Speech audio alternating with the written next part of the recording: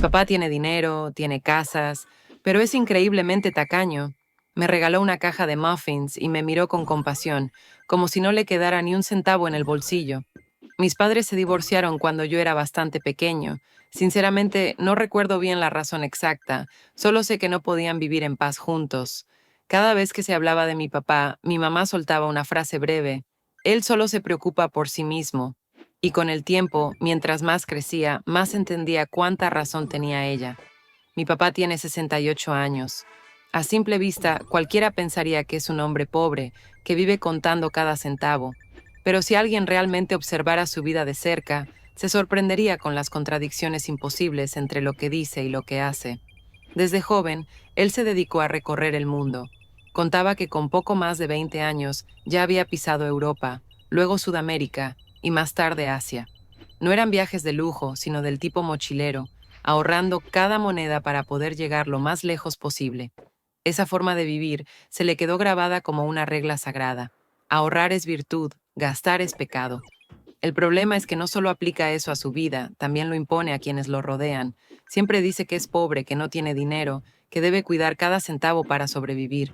¿Pero puedes creerlo?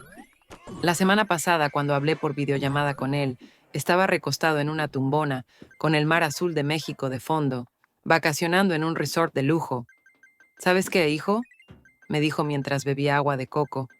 Conseguí una oferta buenísima, baratísima, toda la semana por unos pocos cientos de dólares. Me reí por compromiso.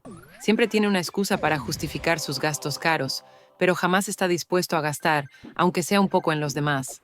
La verdad es que no es tan pobre como dice. Tiene 2 propiedades en alquiler, ambas ubicadas en zonas caras, con ingresos mensuales más que decentes. En 2019, incluso construyó con sus propias manos una casa grande en las afueras, con jardín, una sala llena de luz natural y una biblioteca que él mismo llama el paraíso de un viejo solitario. Y aún así, conduce una camioneta del año 1999, vieja, con la pintura desgastada y un motor que suena como si fuera a colapsar en cualquier momento. Una vez le pregunté, «Papá, ¿por qué no cambias de auto? ¿Y si un día se queda parado en medio del camino?». Él solo se rió. Mientras siga andando es suficiente. Cambiar de auto es malgastar dinero. Pero lo que más recuerdo fue la Navidad pasada. Todos estaban emocionados con los regalos y yo, sinceramente, no esperaba nada especial de él. Ya estaba acostumbrado. Pero lo que me dio ese año me dejó sin palabras. Una caja de muffins del supermercado, con un billete de $50 dentro de un sobre viejo. «Ya no tengo dinero», me dijo con total tranquilidad, como si eso lo explicara todo. Yo solo asentí con la cabeza, sin decir nada. Pero esa misma noche, revisando Facebook, vi una publicación suya, preparándose para abordar un vuelo a Hawái. Fue ahí cuando entendí que no tengo dinero es solo su excusa favorita para no gastar en otros. Observando bien, me di cuenta de que cada año viaja al menos 5 veces. México, Japón, Tailandia, regresa a Estados Unidos y luego comienza de nuevo. Es como un pájaro incansable, siempre listo para emprender vuelo, siempre y cuando sienta que vale la pena el dinero que gasta. Una vez, escuché sin querer una llamada entre mi padre y un amigo suyo. Estaban hablando sobre la posibilidad de comprar juntos un terreno grande en las afueras, un negocio que podría valer millones de dólares. Él analizaba con claridad cada inversión, cada oportunidad de ganancia, con una voz llena de confianza, como la de un inversor experimentado. En ese momento, me quedé realmente atónito. ¿Cómo podía ser que alguien que siempre se quejaba de no tener dinero estuviera planeando una inversión tan grande? No lo entendía. ¿Por qué alguien con sus medios vivía con tanta tacañería? ¿Era por miedo a perderlo todo? ¿O creía que el dinero solo debía usarse para uno mismo? ¿O simplemente pensaba que no valía la pena que otros se beneficiaran de su dinero? Me hice esas preguntas muchas veces, pero nunca encontré una respuesta clara. Solo sabía que cada vez que pensaba en mi padre, sentía una mezcla de cariño y de lejanía. Cariño, porque ha pasado casi toda su vida sin poder abrirse de verdad. Lejanía, porque entre nosotros siempre existía una distancia que el dinero no podía llenar. No odio a mi padre. A pesar de todas las veces que me ha decepcionado, no puedo odiarlo. Tal vez porque, en el fondo, sé que no es una mala persona. No fue violento, no me engañó, no me abandonó. Solo es cerrado y se aferra al ahorro como una forma de protegerse. Recuerdo que cuando tenía 12 años, mi padre me llevó de campamento. Fue una excursión corta, solo 2 días y una noche en el borde de un parque nacional. Trajo una tienda vieja, comida enlatada y una botella de agua grande. Lo recuerdo muy bien. Esa noche encendió una fogata y me contó historias de su juventud vagando por África. Sus ojos brillaban, su sonrisa aparecía brevemente. Fue uno de esos raros momentos en los que lo vi realmente vivir, sin defensas, sin cálculos. En ese momento pensé, mi padre también tiene corazón. Pero momentos así eran muy escasos. A medida que crecí, sentí que entre él y yo se levantaba un muro invisible. Siempre mantenía la distancia, no con palabras, sino con actos. Nunca me preguntaba si necesitaba algo. Nunca se ofreció a ayudarme económicamente en la universidad. Cuando tuve problemas financieros al salir de la carrera, simplemente guardó silencio y luego me invitó a comer, en un buffet barato. Al principio pensé que era indiferencia, pero luego empecé a verlo desde otra perspectiva, una un poco más compasiva. Comencé a notar su mirada cada vez que tenía que gastar dinero. No era solo pesar, era miedo. Un miedo invisible, pero muy real. Miedo a perder el control, a no tener suficiente para el futuro, a volver a los tiempos difíciles que ya había vivido. Le pregunté a mi abuela, su madre, sobre la infancia de mi padre. Me contó que en aquellos años eran tan pobres que a veces solo comían arroz aguado. En ocasiones no tenían nada y ella tenía que hervir agua con un poco de sal para que él pudiera aguantar el hambre. Ese niño creció con muchas carencias, me dijo. Por eso siempre ha estado obsesionado con no tener suficiente dinero. Me quedé sin palabras. Resulta que la tacañería de mi padre no era solo una costumbre, sino una herencia de la pobreza que se le había grabado en lo más profundo. Para él, guardar dinero era una forma de sobrevivir, una garantía de que jamás volvería a esos días de miseria. No estoy de acuerdo, pero empecé a entender. Entender por qué podía gastar en un billete de avión al otro lado del mundo, pero no se atrevía a comprarse un coche nuevo. Entender por qué invertía en grandes propiedades, pero me regalaba una caja de muffins baratos en Navidad. Para él, invertir era asegurar el futuro. Los regalos eran lujos innecesarios. Sin embargo, entender no significa aceptar. Me seguía doliendo. Seguía deseando tener un padre que no fuera solo un inversor, sino alguien dispuesto a extender los brazos cuando su hijo lo necesitara. Alguien que supiera que, a veces, el valor de un regalo no está en el dinero, sino en el gesto. Una vez intenté hablar con él con franqueza.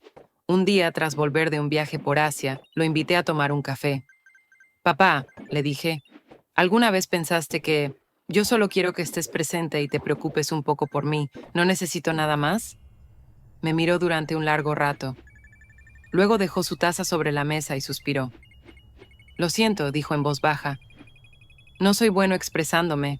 Siempre pensé que, si no te faltaba nada, entonces no tenía que hacer nada más. Pero creo que me equivoqué. Esa frase me atravesó el corazón, no por el dolor, sino porque fue la primera vez que él reconoció que algo no estaba bien en su forma de ser padre. Desde ese día no cambió mucho. Seguía siendo tacaño, seguía viajando, seguía sin darme regalos de cumpleaños, pero al menos, de vez en cuando, me mandaba un mensaje preguntando qué estaba haciendo, si todo iba bien. Una vez me envió una foto del atardecer en una isla lejana, con este mensaje: creo que este lugar te gustaría, tranquilo, sin ruido. Y para mí, eso ya era suficiente. El tiempo pasó rápido. Aquella primavera llegó más suave y cálida de lo que imaginaba. Después de esa breve conversación, no esperé mucho. Mi padre seguía siendo él, una persona reservada, precavida con sus emociones. Pero quizás aquella frase, me equivoqué, fue el primer paso para creer que esta relación todavía tenía esperanza de sanar. Una tarde de marzo, recibí un mensaje suyo, solo una línea. El mes que viene quiero ir a hacer senderismo en Colorado. ¿Tienes tiempo? Me quedé mirando ese mensaje durante varios minutos. Era la primera vez que me invitaba a ir a algún lugar, no por trabajo, no por conveniencia, sino simplemente como una invitación. Le respondí por mensaje: voy. Tú haz los planes, papá.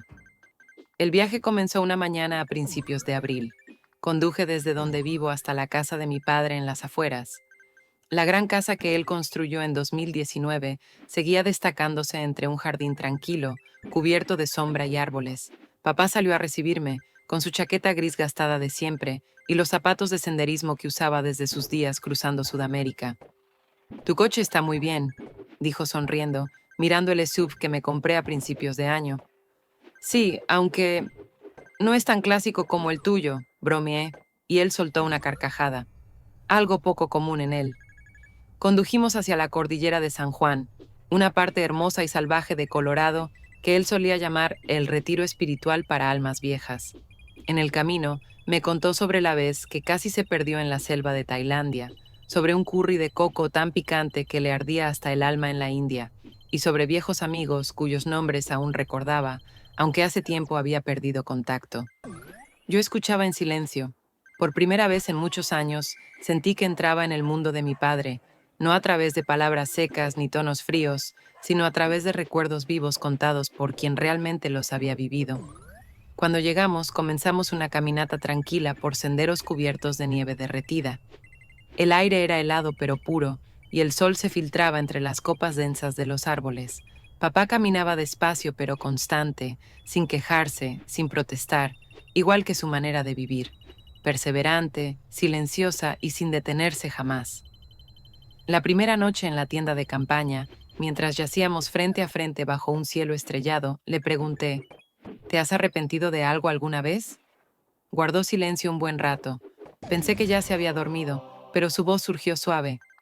Me arrepiento de no haber estado más cerca de ti, cuando más me necesitabas. Me giré hacia él. Bajo la débil luz de una linterna, vi que sus ojos brillaban ligeramente. No supe si por el rocío nocturno o por lágrimas. Cuando tu madre se fue, continuó, yo pensé que guardar el dinero era la mejor forma de evitarte sufrimiento. No supe ver que necesitabas más que eso. No dije nada. Tenía un nudo en la garganta. Solo extendí la mano y la apoyé sobre la suya. Por primera vez en muchos años, fui yo quien buscó cercanía. Los días siguientes del viaje fueron inolvidables. Papá compartió más sobre su pasado, cómo le propuso matrimonio a mi madre en un pequeño restaurante frente al mar, cómo la primera vez que se sintió parte de una familia fue el día que yo nací. Él no era bueno expresándose, pero en cada palabra comprendí que, en su corazón, yo nunca fui un sobrante. Simplemente no sabía cómo demostrarlo. Y entonces algo inesperado sucedió el quinto día. Papá resbaló al cruzar un arroyo con piedras mojadas.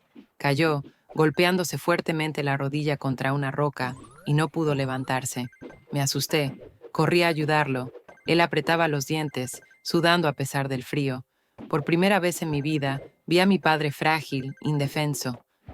Me duele mucho, dijo, con el rostro tenso por el dolor. Lo siento, te estoy causando problemas. No digas eso, respondí temblando, sujetándole los hombros. Me preocupo por ti, papá.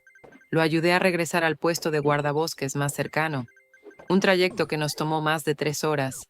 A cada paso, comprendía más profundamente que mi padre no era una figura inmortal, era un hombre mayor, y tal vez lo que más necesitaba ahora no era dinero, sino un hijo dispuesto a acompañarlo. Papá tuvo que quedarse en el hospital unos días por el daño en los tendones de su rodilla. Pedí permiso en el trabajo para cuidarlo. Durante ese tiempo hablamos más que en todos los años anteriores juntos. Me contó que pensaba vender una de sus casas en alquiler. Quiero simplificar todo. Esa casa puedes quedártela tú si quieres. Me quedé atónito. ¿En serio, papá? ¿Creías que no lo haría? Me miró, sonriendo con suavidad. Ya no quiero guardarlo todo para mí. Creo que es hora de aprender a dar. Luego guardó silencio por un momento y murmuró. También estoy pensando en escribir mi testamento. Eres la única persona que me queda. Aparté la mirada. No quería que viera cómo se me enrojecían los ojos. Después de salir del hospital, papá se mudó cerca de donde vivo, por un tiempo. Aunque seguía llevando una vida sencilla, iba en bicicleta en lugar de tomar taxi, seguía usando su viejo móvil. Algo había cambiado visiblemente. Se había abierto más. Solía visitarme con frecuencia, a veces trayendo pan que él mismo horneaba, o simplemente un libro que pensaba que me podría gustar. Una tarde, mientras cocinaba, papá dejó una pequeña caja de regalos sobre la mesa. Es para ti, dijo. La abrí. Dentro había un reloj antiguo. el mismo que solía usar durante su juventud, cuando viajaba por todo el mundo. La correa de cuero estaba desgastada, el cristal rayado, pero aún funcionaba. Llevaba este reloj la primera vez que pisé África, dijo. Siempre me recordaba que el tiempo es valioso, y las personas que amamos también lo son. Lo abracé. Por primera vez en mi vida, sin barreras, sin mantener la distancia. Él se quedó rígido un instante, luego me dio unas palmaditas suaves en la espalda. ¿Me perdonas?, preguntó con la voz temblorosa. Nunca te odié, papá, respondí. Solo estaba esperando que volvieras.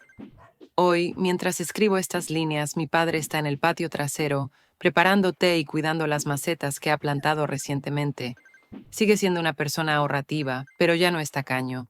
Ya no guarda todo para sí, ha aprendido a compartir. Para mí, ese cambio vale más que cualquier regalo material.